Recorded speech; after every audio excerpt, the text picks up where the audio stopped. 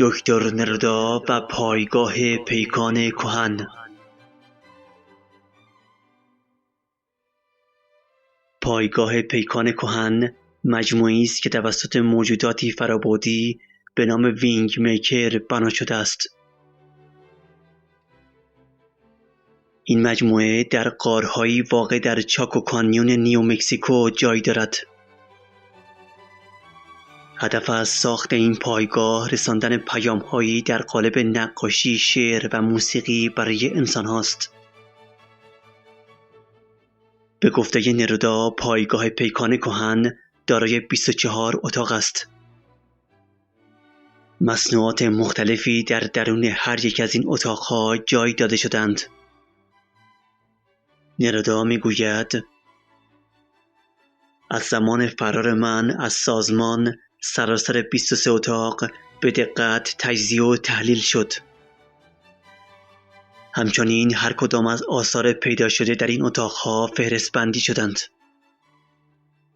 تمام مصنوعات یافت شده به آزمایشگاه ساتپ ارسال شدند. اوایل امیدوار بودیم که این مصنوعات حاوی فناوری قابل دسترسی باشند که باعث شتاب در برنامه لوح سفید شوند. اما این انتظار پس از کشف اتاق 24 تغییر کرد. سارا میپرسد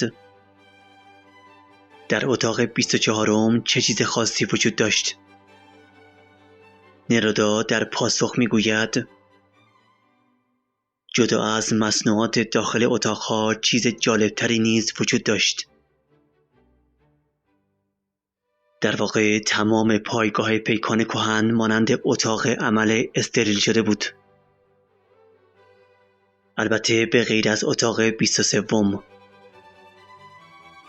این اتاقها در یک سرسرای مرکزی مارپیچی شکل که در دل سنگ تراشیده شده ساخته شدند. از نوک اتاق 23 تا زیر سرسرا تقریباً 50 متر بود. ما می دانستیم که 24 قطعه بر روی قطعه وجود دارد. اما فرض بر این بود که سرسرا حتی اگر هیچ مصنوعی نداشته باشد بخش 24 است. بنابراین به اشتباه سرسرا را اتاق 24 حساب کردیم. سارا می گوید یعنی اتاق 24 وجود نداشت؟ نرودا در پاسخ می گوید وجود داشت اما پنهان شده بود. در کف اتاق 23 مقدار قابل توجهی خرد سنگ ریخته بود. در واقع تمام نشانه های ناتمام بودن را داشت. انگار در هنگام ساخت مشکلی پیش آمده و کار نیمه تمام مانده است. ما زمان زیادی را صرف بررسی دیوارها و بقایای اتاق 23 کردیم. به این امید که از روش ساخت آن سر در بیاوریم. اما هرگز شک نکردیم که ممکن است یک گذرگاه پنهانی زیر بقایای روی کف اتاق وجود داشته باشد.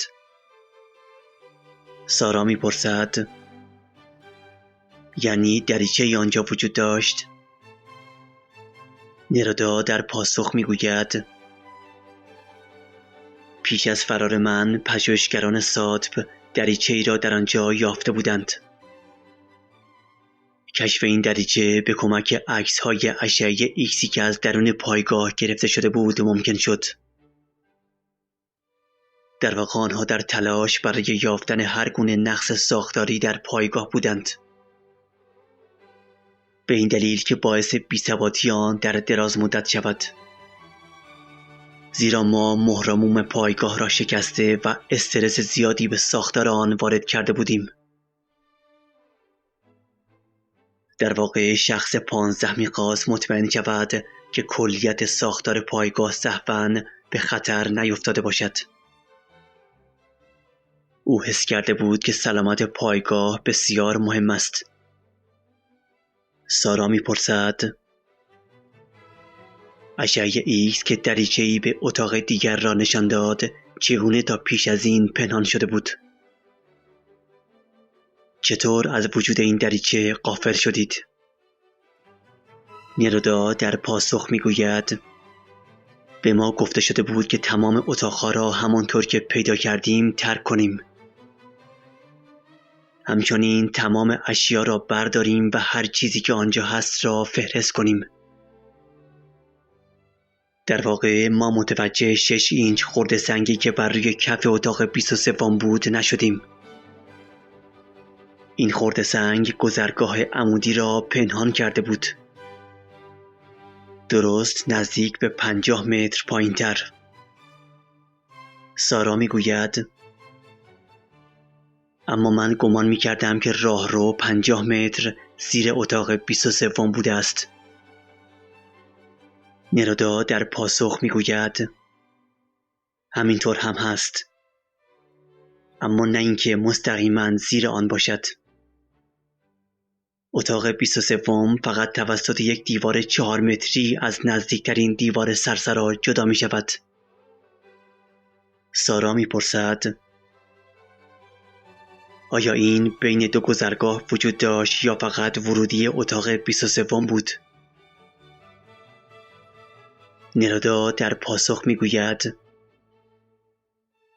تنها ورودی از اتاق 23 بود که دسترسی به آن تقریباً غیر ممکن بود. به این دلیل که این گذرگاه برای یک آدم بالغ شکاف کوچکی بود و رد شدن از آن نیز بسیار طول می کشید. سارا می پرسد با این همه فناوری که در اختیار داشتید نمی توانستید شکاف را گشادش کنید؟ نرودا در پاسخ می گوید راه حل وجود داشت، اما 15 حس نمی کرد که لازم باشد. ساد فناوری داشت که به ما اجازه می داد دوربین هایی را از آن بالا آویزان کنیم و از کل اتاق از راه دور عکس بگیریم. نرودا در ادامه می گوید اتاق 24 در تمام ابعاد بزرگترین بود. تمام نقاشی هایش نیز بزرگتر بودند. همچنین مانند اتاق 23 به جای عمودی به شکل افقی بودند. در این بین یک شیء فناورانه‌ای هم وجود داشت. ما آن را از اتاق خارج کردیم و اکنون در اختیار واحد پژوهش ساتپ است. سارا می‌پرسد اتاق 24 به غیر از بزرگتر بودن تفاوت دیگری هم داشت؟ نرودا در پاسخ میگوید این اتاق شباهت زیادی به اتاق 23 داشت، به این معنا که ظاهرش هنوز ناتمام بود، اما حجم آن 3 برابر بزرگتر. همچنین یک سری علامت بر روی دیوار روبرو حک شده بودند. این علائم در 7 گروه 5 کاراکتری دسته‌بندی شده بودند. نرودا درباره نقاشی‌های اتاق 24 میگوید انتزاعی ترین و پیچیده ترین مجموعه در این اتاق جای گرفته است. در نتیجه توصیف آن بسیار دشوار است. او میگوید ما زمان زیادی را صرف رمزگشایی از نمادهای اتاق 24 کردیم، درست مانند نقاشی‌های دیگر اتاقها، اما فقط توانستیم در مورد هدف واقعیش گمان زنی کنیم. سارا میپرسد فرضیه‌ای داشتید که چرا اتاق 24 پنهان شده بود؟ نرودا در پاسخ میگوید اکثر اعضای گروه لابیرنت بر این باور بودند که این پایگاه شبیه به ژنوم انسان طراحی شده است. سارا میگوید به خاطر شکل مارپیچش. نرودا در پاسخ میگوید این یکی از دلایل بود و اینکه اتاقها 23 عدد بودند. درست مانند عدد دقیق کروموزوم انسان یا جفت کروموزوم در سلول طبیعی. این عوامل همراه با برخی از جزئیات موجود در نقاشی‌های اتاق و متن فلسفی که رمزگشایی کردیم ما را به این نتیجه رساند که پایگاه طوری طراحی شده که داستانی درباره ژنوم انسان را روایت کند. سارا میگوید چرا اتاق 24 پنهان شده بود و این چه ارتباطی به ژنوم انسان دارد؟ نرودا در پاسخ میگوید چرایش را مطمئن نیستم، اما یادمان باشد که کروموزوم 23 جنسیت فرد را تعیین می کند. نقاشی روی دیوار اتاق 23 تنها نقاشی است که اندامهای تناسلی زن و مرد را نشان می دهد. نظر ما این است که این حرکت عمدی بوده است. واقعیت این است که اتاق 23 ناتمام بود و دلالت بر این نداشت که کروموزوم 23 هم به نحوی ناتمام است. در واقع اشاره به این داشت که ژن جنسیت ممکن است کارکرد دیگری نیز داشته باشد که هنوز کامل نشده است. سارا میپرسد یعنی کل ژنوم ما هنوز ناتمام است؟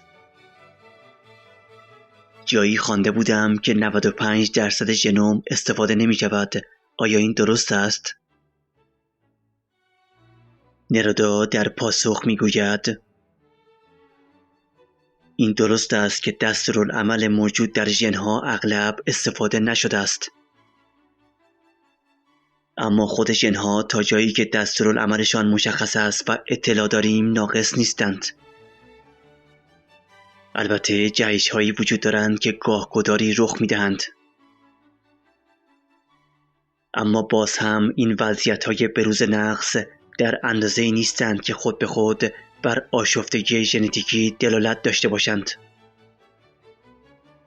سارا می‌پرسد جریان اتاق 24 چیست؟ آیا مواردی وجود دارد که عده‌ای 24 کروموزوم داشته باشند؟ نرودا در پاسخ میگوید بله، افرادی وجود دارند که کروموزوم اضافی داشته باشند، اما معمولاً خوشایند نیست و اغلب کشنده است. در واقع 23 جفت کروموزوم وجود دارد. طبق پژوهش‌های ما هرگز در یک انسان سالم و طبیعی 24 جفت کروموزوم دیده نشده است. سارا میپرسد حتی احتمال هم ندارد که به جفت کروموزوم ارتباطی نداشته باشد؟ نرودا در پاسخ میگوید این امکان مطمئناً مورد بررسی قرار گرفته است. شواهد قابل اتکایی یافت شدند و بنابراین این نظریه کنار گذاشته شد. سارا میپرسد پس چرا هیچ انسانی که کروموزوم 24 یا 24 جفت کروموزوم داشته باشد وجود ندارد؟ چرا وینگ میکرها چیزی ساختند که ساختارش تا این اندازه شبیه به ماست؟ چرا چنین خطایی از آنها سر زده است؟ نرودا در پاسخ میگوید هیچ کس در گروه لابیرنت بر این باور نیست که این یک خطا بوده است. شامپانزه ها، اورانگاتون ها و گوریل ها 24 جفت کروموزوم دارند. هر زیستشناس مولکولی به شما خواهد گفت که 98% ژنوم ما با شامپانزه ها مطابقت دارد. سارا میپرسد منظور شما این است که وینگ میکر این پایگاه را به خاطر شامپانزه ها ساخته است؟ نرودا در پاسخ میگوید نه، من صرفاً واقعیت را بازگو کردم. تا سال 1955 دانشمندان بر این باور بودند که انسان‌ها مانند شامپانزه‌ها و گوریل‌ها 24 جفت کروموزوم دارند. اما بعدها کشف شد که در زمانی 2 کروموزوم انسان در یکی ذوب شده است. سارا میپرسد چطور همه اینها به کشف اتاق 24 ارتباط پیدا می کند؟ نرادا در پاسخ میگوید احتمالاً این گونه نیست.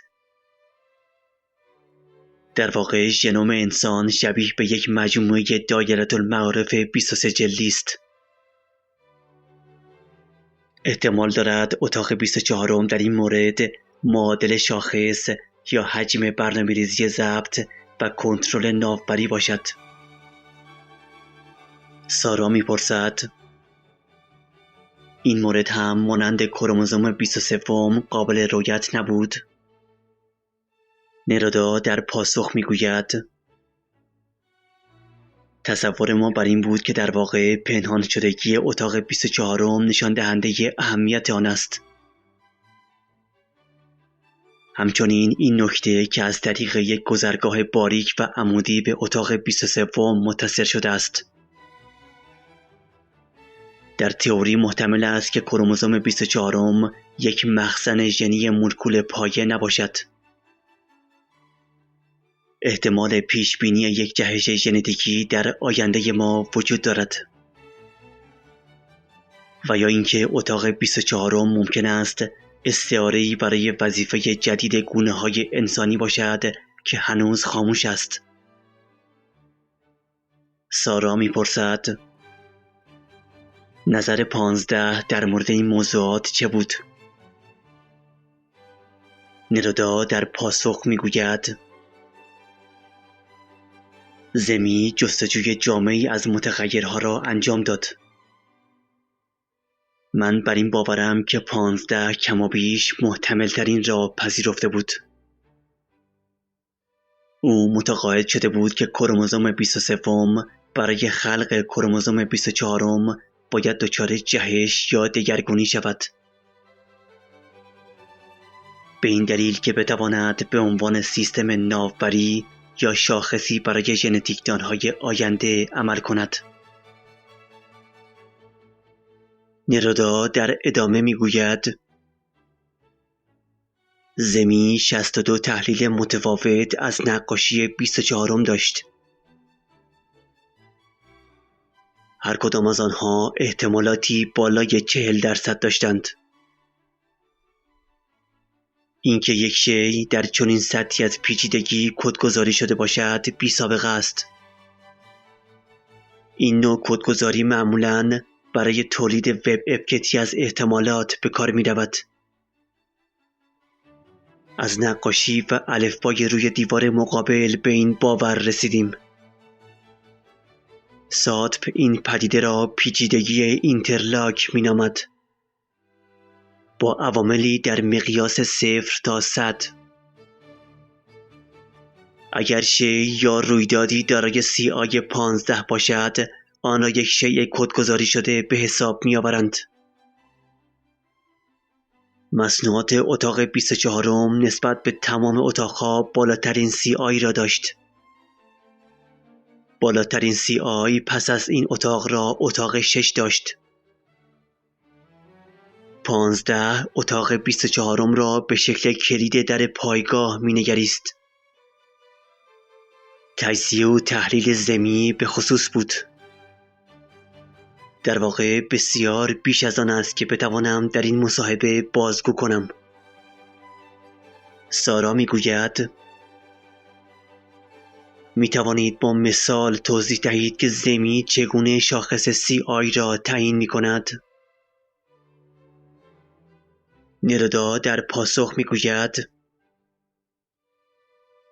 نقاشی یا شی اسکن می شود و تا اندازه اجزای دیجیتالیش تقلیل پیدا می کند. سپس رنگ، اندازه، موقعیت، شکل و تکرار شدگی همگی تجزیه و تحلیل می شوند. به عنوان مثال یکی از اشکال انتزاعی در نقاشی 24 ظاهراً به شکل وارونه در هوا شناور است. در بخش میانیش نیز 23 ستاره دیده می شود. زمی به این امر اهمیت می دهد و این موضوع به عنوان رگه‌ای از یک وب افکت تلقی می شود. همچنین زمی به سر و شکل دادن به این رگه ها ادامه می دهد و به دنبال یک الگوی سازگار می گردد. اگر الگویی با انسجام و زمینه ریاضیاتی کافی ظاهر شود، به این نتیجه می رسد که این شی برای هدفی طراحی شده است. در واقع تجزیه و تحلیل زمی این بود که نقاشی اتاق 24 مانند کروموزوم 23 به هویت جنسی ما ارتباطی ندارد، بلکه به هویت معنوی ما اشاره می کند.